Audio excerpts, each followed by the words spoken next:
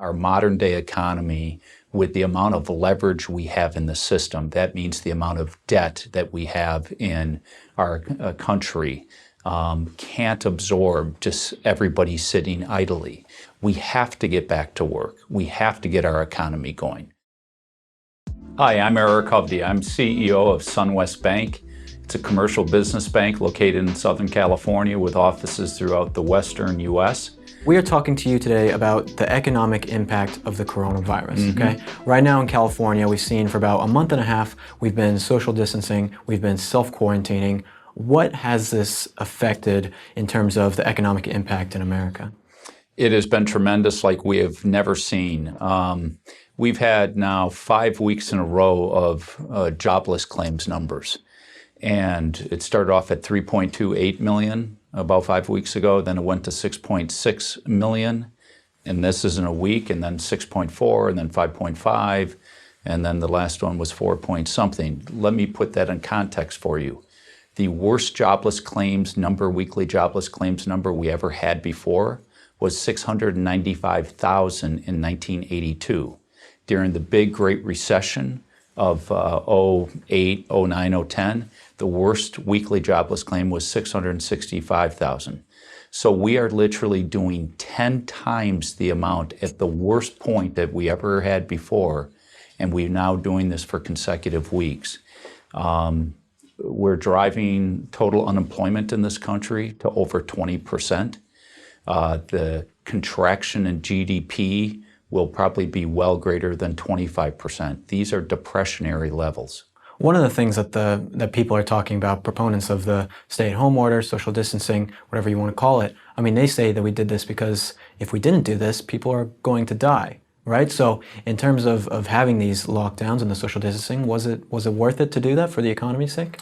Here's what my concern is. I think the financial ramifications may end up causing the loss of a lot more lives than the coronavirus ever will cause. Why do I say that? We know heart attacks, strokes are vastly more prevalent when people are under severe financial pressures or under long-term joblessness. We know suicides will spike. 20 to 30% of all suicides are tied to joblessness. Overdoses. You know, this country's been running at over 60,000 deaths, largely young people, to overdoses for over a decade. A lot of that started in our last great financial crisis. So I think you're going to have a whole ramification of secondary or primary deaths more to our younger generations than clearly coronavirus, because it really doesn't impact the young very much. But it's even bigger than that. When you look at the second and third world, the developing and least developed countries, we have made enormous progress over the last 20 years of eliminating starvation, of reducing diseases and infections like malaria. And with this economic collapse, it's going to have profound impact on those countries, because a lot of these countries manufacture products and send them to the United States. So when we stop buying apparel here in the United States, what's going to happen? Those factories are going to be shut down. Those people won't have a job, and they don't have long-term unemployment insurance. They don't have food stamps. They don't have any of those things. So I'm very concerned what's going to happen to a spike of starvations throughout the third world. I'm very concerned about the economic collapse, the social unrest that will come from it. There's so much to unpack there. I mean, it's such a horrible situation. I mean, one of the things that I just saw is that in Los Angeles, I mean, we have over 50% of the people who live here are now unemployed. Over 50% unemployment. I mean, that is ridiculous. How do we fix that? Well, there's no way to fix it by the government doing another round of stimulus. The only way to fix it is getting people back working again. Our economy, our modern day economy, with the amount of leverage we have in the system, that means the amount of debt that we have in our country, can't absorb just everybody sitting idly. And it's very hard just to flip the switch back on and have everything resume like it was prior. We have to get back to work. We have to get our economy going. And again, for me, it's not just about financial impact. Again, I think of it in people's livelihoods and their lives. And, I had a friend tell me a story that who would have thought, this is a doctor, that in the midst of the greatest health crisis, most of our hospitals are empty. And as a result of that, a lot of people aren't even getting diagnosed for things like cancer or addressing some of their underlying health issues. Another friend told me that he has a buddy who has prostate cancer. He was supposed to have it removed, go into surgery about a month ago, and it was delayed. And he's been sitting there and doesn't know when he's going to be able to go in and get his cancer removed from him. So, my question is for those that want to continue to perpetuate these lockdowns, are they not looking at lives on the other side? Because why is a person who has cancer, why is their life any less important than somebody who may get coronavirus? And you're talking about the exact same stuff that Dr. Lisa Castle said, who we talked to just the other day, about people not coming into the hospitals. Yeah. I mean, you have all these doctors, pediatricians, PCPs, all going out of business, along with, tons and tons of other small businesses. How does a business start back up again after this, especially in a place like California, where you see the regulatory environment to start their business already is terrible? How do they recover from that? I'm very worried about it. I'm very concerned about it because I know, like restaurants, I know a variety of restaurateurs. As I mentioned, I have a property development company outside of a bank that I have tenants that are restaurants. And they're telling me, how are we going to operate when we can only seat half our capacity? We're going to require people to come in and wear masks. Who's going to want to come in to a restaurant if they're having to wear masks? It's not a very nice environment. So how are they going to be able to survive even once things open back up? But it's hard if you've been taking a significant amount of losses in your business and you may not have the capital. A lot of these businesses are going to fail. Unfortunately, my projection is that you're probably going to lose 25 to 30% of all restaurants. We'll probably lose about a quarter of all hotels. And there's just going to be a whole host of businesses that won't restart.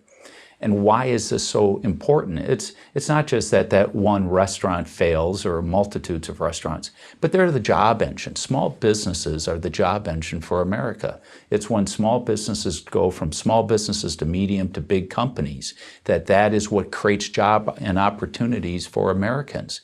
So I'm really concerned that we're going to be in kind of a long-term higher level of unemployment, maybe a permanent 10% unemployment for a number of years, because it's not going to just snap back on. You see 98% of businesses in California are small businesses, and they're definitely being affected. But we did see from the government, and we saw some small businesses get loans, but then also some who didn't get any loans. Who actually got the loans and why? You're talking about the Paycheck Protection Program, which is a program that the Treasury with the SBA, Small Business Administration, has launched. My bank has been very involved in this program. Most of it is going to small businesses, there's no question. There's a lot of heat right now because some public companies, largely the restaurant chains, went and accessed some of that money. But the bigger part of the frustration is they originally allocated $350 billion of money for that program. It went through very quickly. In a matter of weeks. They just reauthorized another chunk of money, $310 billion. So I think most of the small businesses will get it. Yes, there are some that shouldn't get it, that have not been financially impacted. You've seen a lot of stories. The LA Lakers, just saw that this morning. Applied for it. Not to say the Lakers haven't been impacted, because they have been impacted, but they're a super valuable franchise and can weather the storm without this loan, and which is why it was inappropriate for them to take it. But they've been in such a rush to get the money out that there's going to be flaws. There's no question about that. But it will help a lot of these businesses over this short period of time. But the problem is, if we don't reopen our economy, then all that money, all these hundreds of billions of dollars we as taxpayers have funded, because the government's money is not some nebulous money that just grows on a tree. It's our money, and we're just borrowing from our future. So if we don't get this economy reopening, all those loans are going to go for naught, because those businesses that come June 30th, okay, they have to survive. Yeah. Do you think a lot of these businesses are they going to be able to pay off these loans? And then secondly, who is going to pay for the loans in the first place? Okay, so part of these loans has a forgiveness piece where it's almost like a grant. It's not really a loan. And that's all tied to whether these businesses hire back their employees. So the whole goal of the program was to keep employers and employees attached, so you don't break this permanent break between the two.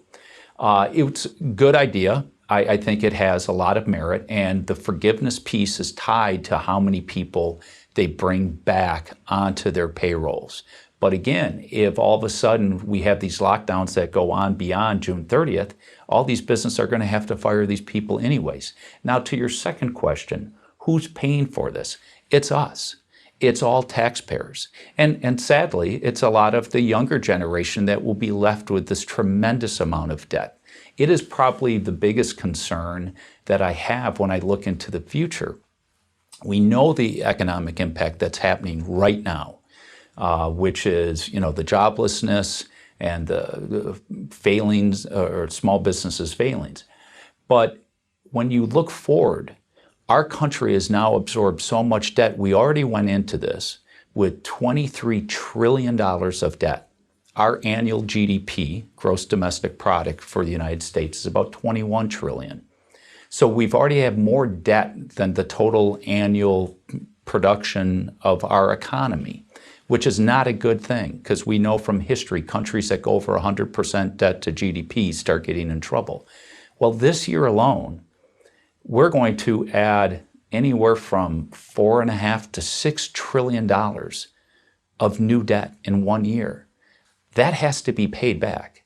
And there's only two ways that we're going to be able to deal with this debt. One, like a borrower, individual, a business, you can default on it. Okay, my debts have become too big. Many people have maybe experienced that in their life. Their student debt, their credit card debt, their auto debt, their home mortgage debt became too big, so they default. The problem with that is we're the United States government, and the U.S. Treasury market is the most stable, secure financial asset in the world. If the U.S. government ever defaulted on that, it would crater the whole economic system globally into a severe depression. So the only other way they can deal with that is by inflating it away. And what does that mean? That means the power of your dollar gets destroyed over time, because the price of all goods are just going to keep running up. So my big concern is we're going to move into a period where we're going to have some deflation in the short term as the economic carnage takes place, but the Federal Reserve, which is our central bank, is continuing to print money, and with all the borrowing we're doing, they're just going to have to inflate our way out of this, which has very negative consequences. So you're basically saying you will probably be fine, but people my age are screwed in a lot of ways for the future. It's terrible. Yes. Yeah. It's one of the things that angers me so much.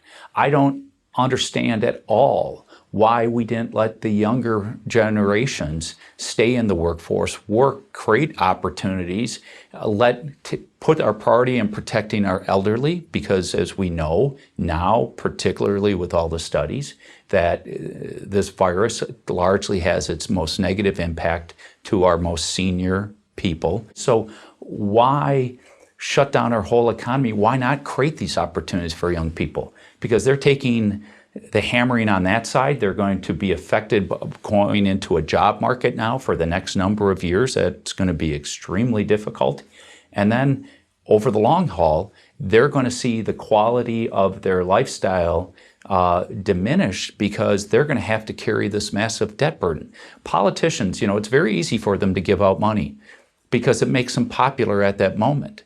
But they're not thinking about what they're leaving our country. Our politicians in the past always knew we had to sometimes toughen up, do the right thing, bear down our society today, spend less, and struggle through some hard times because we were always thinking about the next generation, leaving the next generation better off.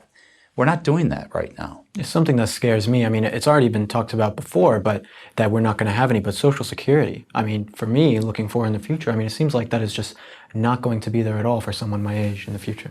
It'll be there, it just won't cover much of anything. Yeah. Because the federal government, no business could ever do this. They mix Social Security and their general account together.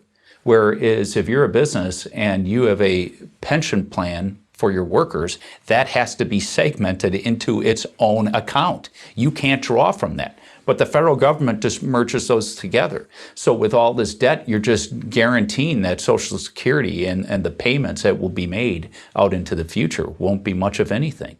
They'll still make a payment. It just, the value of that payment will be, destroyed by inflation. We have companies, big oil companies right now are looking that they might go bankrupt. Should the government be bailing out these companies if something like that happens, these humongous companies? No. Look, right now it's a tricky time because most of these companies are being affected and hammered because of something they had no control over. But there's a variety of companies out there that over-levered themselves, took on too much debt, took too much risk on, and they have to pay the consequences of it. It's kind of like what's happening right now with states. The first state screaming for a bailout are one, Illinois. Well, Illinois was a train wreck to begin with. They've been paying their public employees way too much. They've been running deficits every year. Everybody knew they were in big financial problems. And yet, here they want to get bailed out because of the virus. Clearly, has coronavirus impacted the state of Illinois and every state in the country? Absolutely. But other states will be able to navigate it because they save money for the rainy day, for these bad events to help weather through the storm. But if we constantly bail out, be it businesses or states that weren't prudent in how they manage their businesses or their finances, then we're just asking for the same wrong behavior to perpetuate itself. So if an oil company took on way too much debt and took too much risk and now they're in trouble, no, the taxpayers should not be bailing them out. And we talked about this yesterday with the public pension crisis. I mean, in California, for sure, it's a huge deal that now, all these pensions aren't going to be paid out. What do you see the future of that is like? There's no way these states can continue to maintain these pensions that are outside the norm anywhere in the private sector. In the old days, if you're a public employee, you went in acknowledging you'd probably make less than private employees, but you got a bit more benefits. But what's happened is now the public employees are making every bit as much, if not more, than the private sector workers, and their benefits have gotten so extreme versus private sector workers. So in a lot of ways, some people say the private sector is working to pay all these taxes to support the public sector workers. And there's some legitimacy to that argument. So yeah, I don't think they will be able to be maintained. At some point, the day of reckoning will come. The law of economics, just like any science, there's a point where the tire hits the road, and it's coming soon. As a banker yourself, what do you see as the future for banks in America and even around the world in this crisis? It's going to be tough on the banking industry because what does a bank do? A bank is essentially a gas station for an economy. It provides the fuel being money. So when a business comes to us, they need a loan to finance their expansion or whatever they may be doing to grow or to start. So when we sell our products as a bank, we take that product back, unlike any other business where if you sell chairs or an iPhone, you sell it, it's gone. When we sell a product, a loan, we take that back in the form of credit risk. That means if they don't pay us back, we take the loss. So you're going to see a lot of losses hit the banking industry over the next year or two as a lot of businesses fail. Right now, fortunately, unlike the last crisis, the banking industry is much better capitalized, and in a better position. But we just started the earnings season, and a lot of banks are starting to put a lot of money away into something called reserves, which can help cushion the blow for those losses. I know it's kind of early and with the stimulus package and everything like that for a lot of people, but in terms of states that have more of a regulatory environment, such as California, versus Texas, which has much less regulation to start a business, do you see any difference in the recovery of these two states? Oh, yes. There's no question. There are states that have made it much easier to do business and welcome business to be done.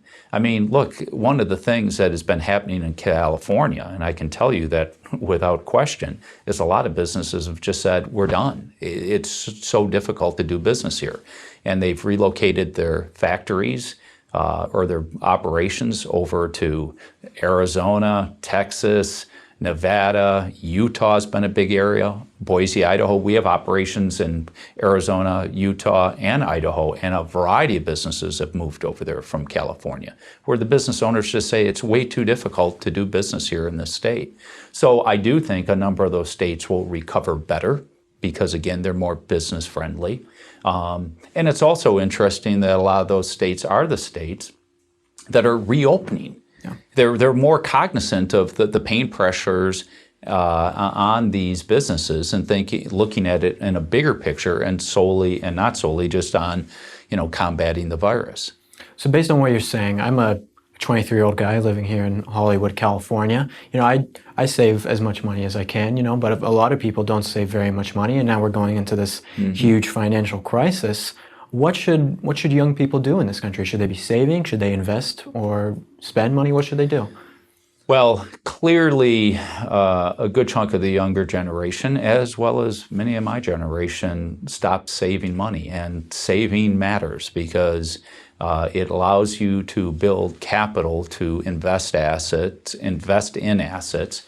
And one thing I learned a long time ago is one good investment's is worth more than a life's worth of toil. That means if you can accumulate enough capital and buy assets that produce income and over time build that, you don't have to get up every day and work hard to generate your own income. You have assets working for you.